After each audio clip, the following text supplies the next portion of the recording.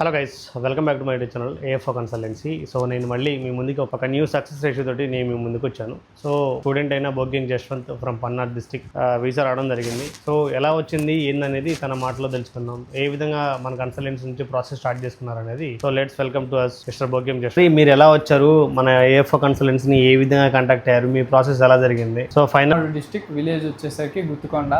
First నా journey ఎలా start అయిందంటే మా ఫ్రెండ్ సైప్రస్ అనే కంట్రీ నాకు సజెస్ట్ చేశాడు. అంటే ఇంట్లో పేరెంట్స్ మాత్రం చాలా సాటిస్ఫై అయ్యారు, చాలా హ్యాపీగా ఫీల్ అవుతున్నారు వాళ్ళు.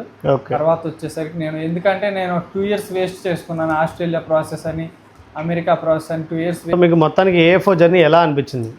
కన్సల్టెంట్తో జర్నీ చాలా బాగుంది. ఎందుకంటే వాళ్ళ రెస్పాన్స్ అనేది నాకు చాలా బాగుంది. చాలామంది కన్సల్టెన్సీలు ఏంటంటే వాళ్ళు ఫోన్ లిఫ్ట్ చేయరు, మనం మళ్ళీ బాధపడాల్సి వచ్చింది వాళ్ళకి ఫీజు కట్టేసి.